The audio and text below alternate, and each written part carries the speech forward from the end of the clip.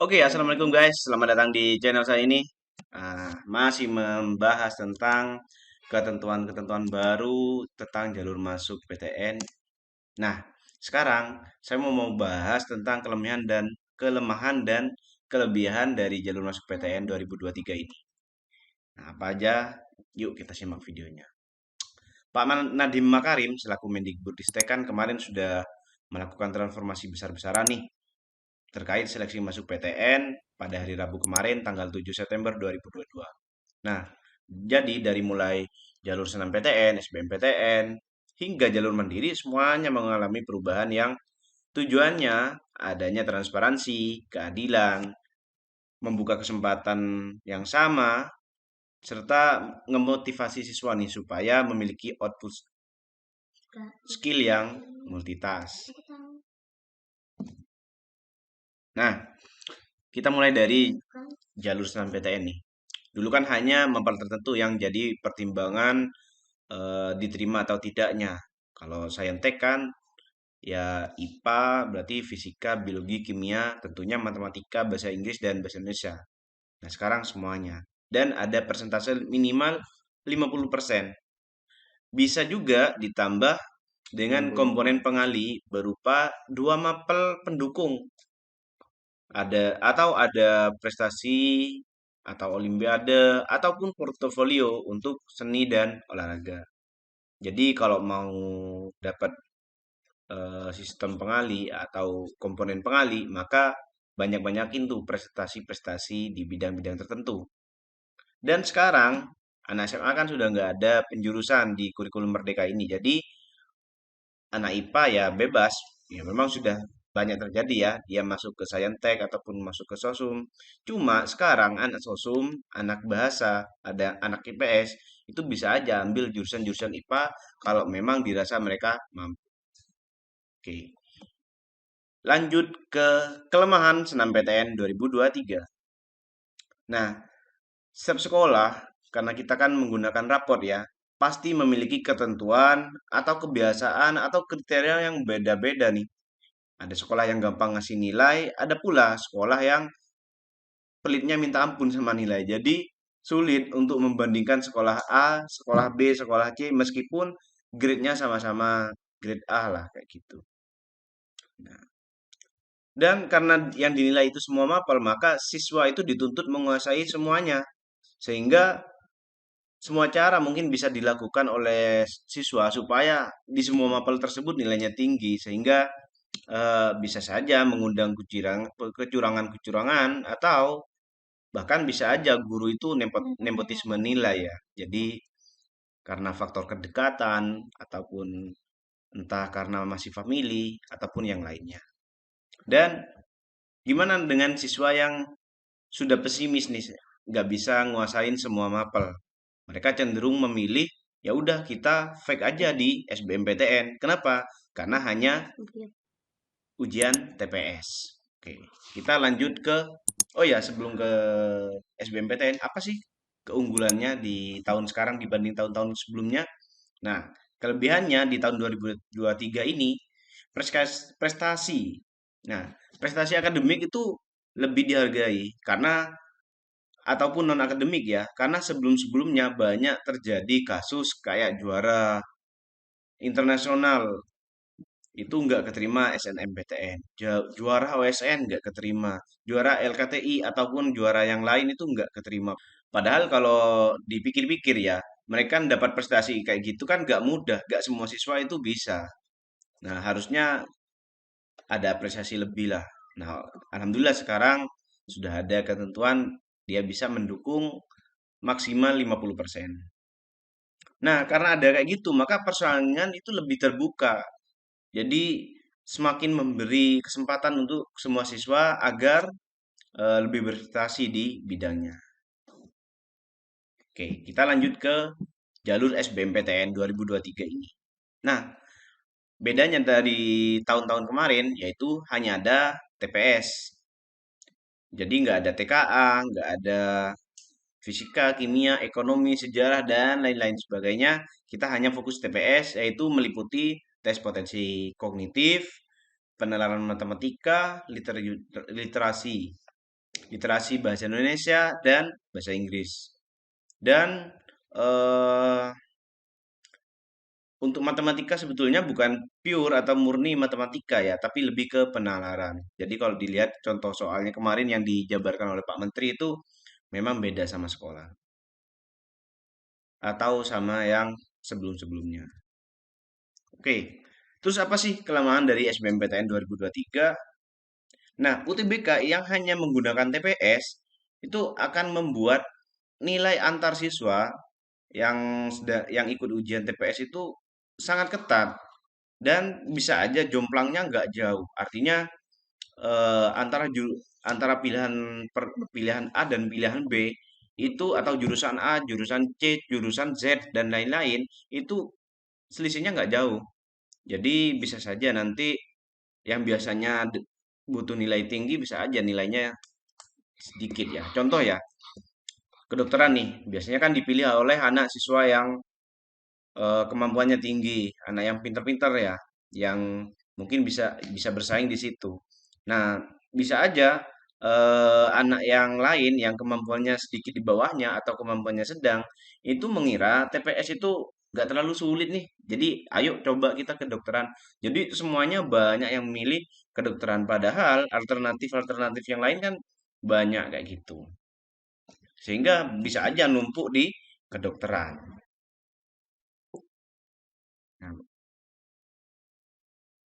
Nah, kelebihan yang lain dari SBMPTN 2023 itu ya lebih sulit diprediksi karena ketatnya nilai itu tadi. Contohnya FK teknik yang biasanya rata-ratanya itu tinggi bisa aja kalah sama jurusan yang lain yang biasanya ada di bawahnya seperti kayak jurusan pendidikan atau jurusan ilmu murni dan lain-lain. Nah, karena yang diujikan hanya TPS itu seakan memberi peluang siswa agar lebih santai nih ketika sekolah. Jadi ya udah kita fokus TPS aja yang tadi saya sebutkan tadi. Kita bertarung di TPS. Ya udah kita leha-leha aja lah untuk mapel yang lain kita fight di TPS karena kita nggak bisa nih nguasain semua mapel kayak gitu. Oke. Namun di balik kelemahannya ada kelebihan dari UTBK 2023 yaitu eh, memberikan peluang yang sama dan kesadaran bagi semua siswa, nggak cuma di kota besar ataupun di kota-kota tertentu. Jadi semua siswa di seluruh pelosok itu merasa bisa bersaing dan saya bisa eh, mendapatkan PTN yang saya inginkan kayak gitu. Nah, yang kedua, adanya aturan baru ini bisa membuat siswa berpikir nggak usah ambil bimbel karena bisa belajar sendiri mungkin atau bisa mencari-nyari sendiri atau mungkin bisa belajar berkelompok sama temen. Jadi bisa menghemat pengeluaran orang tua. Terus gini, untuk mahasiswa yang sudah kadung kuliah dan pengen pengen pindah jurusan itu jadi kesempatan ya. Karena eh, biasanya anak yang pengen pindah jurusan itu kuliahnya diabaikan langsung fokus ke UTBK atau SBMPTN. Karena hanya TPS ya sudah, kuliah tetap lanjut, TPS tetap belajar kayak gitu. Jadi kelebihannya kayak gitu. Mungkin ada kelebihan-kelebihan lain nanti bisa ditambahkan di kolom komentar dan gak cuma ini aja yang saya rasa ya. Nah, jalur mandiri. Bedanya ya jumlah kuota yang diterima masing-masing prodi harus diumumkan. Sebetulnya meskipun tidak diumumkan, kita kan sudah bisa membaca di LTMPT atau di web-web kampus itu sendiri. Terus yang kedua, metode penilaian itu diumumkan. Ya, memang biasanya memang diumumkan ya. Entah itu tes mandiri, entah kerjasama, atau kita pakai UTBK. Yang ketiga, besaran biaya dan metode penentuan biaya. Nah, ini mungkin agak ambigu ya. Apakah masih ada batasan minimal atau tidak? Nah, yang keempat, ini ada masa sanggah. Ini keren nih.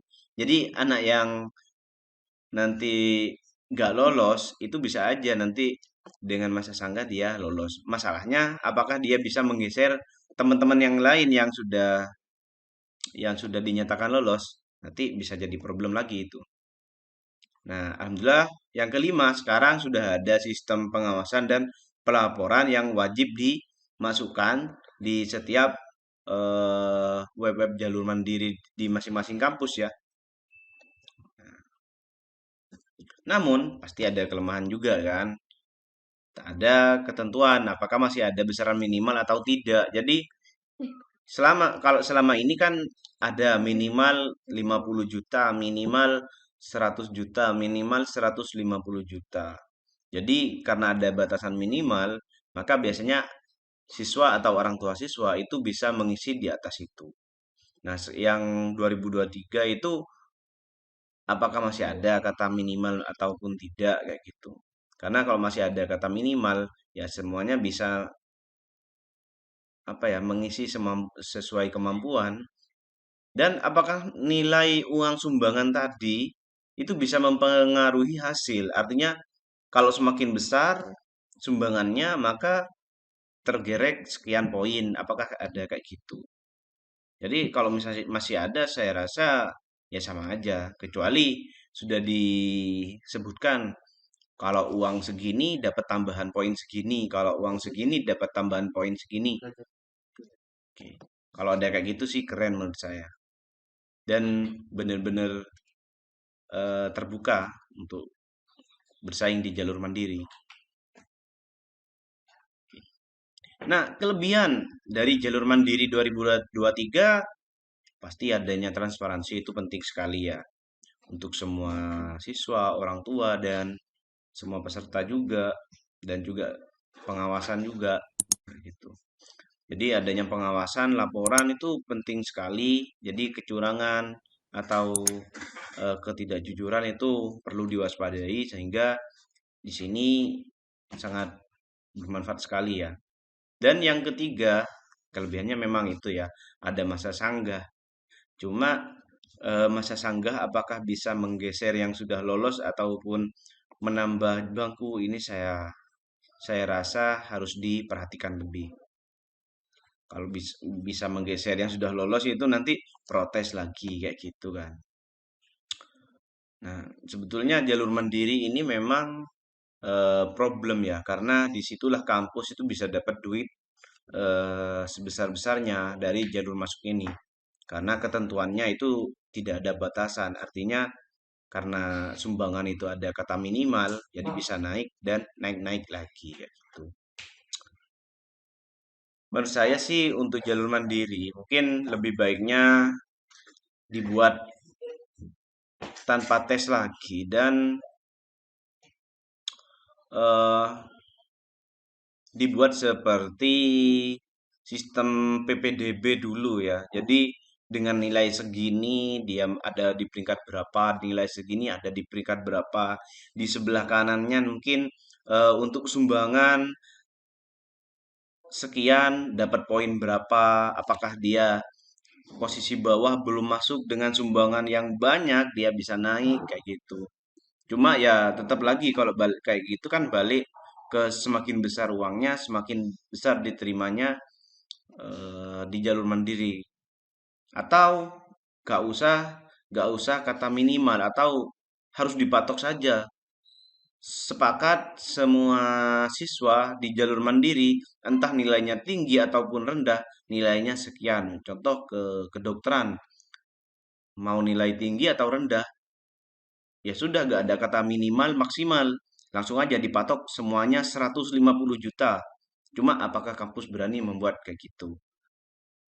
Nah, itu mungkin perlu dipertimbangkan lagi. Oke, saya rasa demikian untuk video kali ini. Jika ada tambahan dari para pemirsa, bisa ditambahkan di kolom komentar. Terima kasih perhatiannya. Wassalamualaikum warahmatullahi wabarakatuh. Salam sukses.